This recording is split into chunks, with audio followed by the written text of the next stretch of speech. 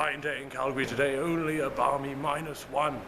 So, I thought I'd go out to do a video on behind the back throws, which look like this. And look how fancy they are. They're wonderful. From a performance perspective, they look really showy and really tricky, and it always gets you a ooh, ah, and they're not actually that difficult, but you will smash yourself in the face.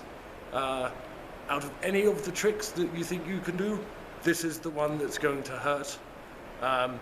Bear that in mind, okay? Don't blame me. If you're watching this, I already kind of assume that you have a fundamental knowledge of star spinning. If you don't, watch this. I made it. Whoa. So it begins.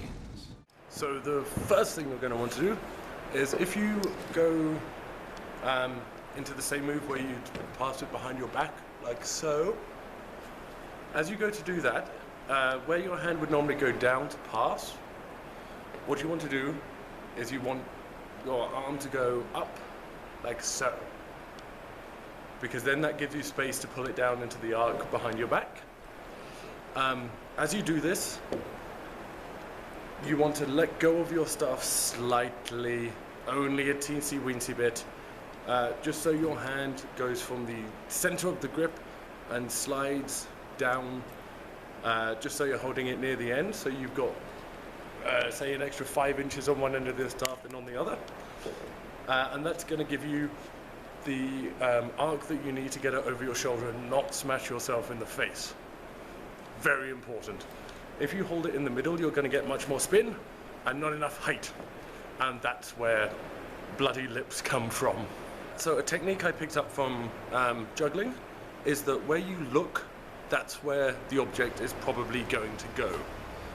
It's just your hand-eye coordination on autopilot, basically. If you don't know how to juggle, I suggest it, just because it's fun. And if there's one thing ladies like more than a fire performer, it's a juggler, is an example of a lie.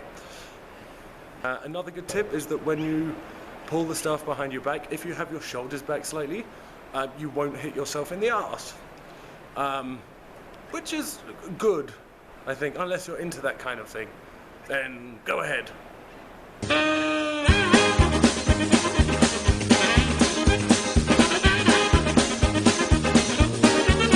When you're doing behind the back throws, it's very important to follow through. You have to commit to it. If you bottle out halfway through, it's just gonna and fall on the floor. So yeah, you've probably got to go for it. And even if you can get it over your shoulder and not catch it, that's fine. Who cares about catching right now? A good throw missed is better than a bad throw caught, a juggler told me once. So finally, what you're doing is going to pass behind your back, pulling your arm up to just above shoulder height, pulling your hand down from the grip back onto the staff so you get more ability to do an arc, and then up towards the shoulder, and then look at where you want it to go. Release. Good luck. Godspeed. Thanks for watching. If you liked this video, my name's Tomcat. If you didn't, it's Bill.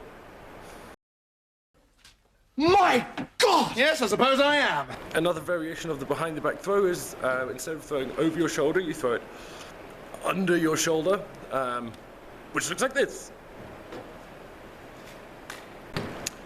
It's pretty much exactly the same technique, but as you bring it up to throw over your shoulder, what you want to do is pull your, I'm throwing with my right hand, so I'm going to say my left shoulder.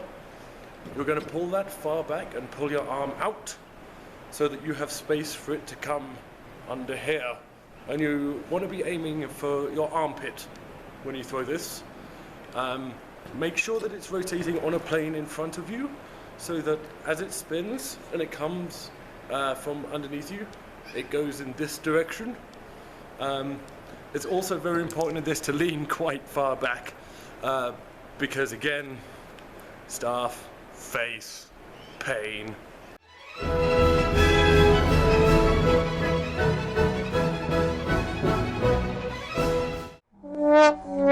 Yeah.